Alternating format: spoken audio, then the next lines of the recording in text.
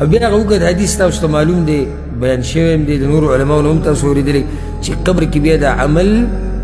د څه په شکل کې راځي د ښایسته انسان په شکل کې راشي دا مړی ورته وایي دا دینداره دا جنتي انسان وایي څوک یې ستا دا مخ خیر راوړي د ځان سره خیر ته ښکاري سړی پرې خوشحالېږي ستا دې مخ ته کتو ته وایي انا عملک الصالح او هغه بېدینه له هم عمل لازي ځکه چې د هغه سره هم عمل تللی د یو بد شکله او بدترین انسان په شکل کې ورله دا عمل لاشي وایي ته څوک یې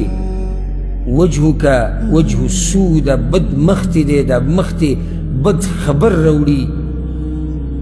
ته څوک یې وایي زه ستا هغه بد عمل یم که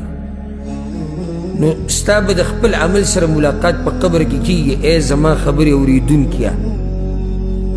دا درته ووایم ګورئ ستا ملاقات ستا په قبر کې ستا د عمل سره دی الله نشي ملامته کولی الله به ملامته کړي عالم او شیخ په ملامته کړي بل څوک به ملامته کړي ولې نشي ملامته کولی نه ولې نشي ملامته کولی ځکه چې دا عمل ستا دی د بل چا خو نه دی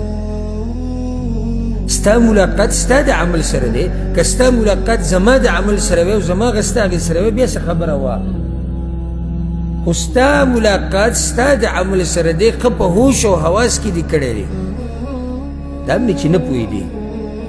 نشه نه وي لیونی نه وي عقل دې دومره عقل د دنیا دپاره دومره پې پوهېدي دا نه چې ستا عقل کار نه کوو څه لیونی نه وي بل څه عذر دې نه و هماغه ستا هغه عمل دی او ستا سره ملاقات دی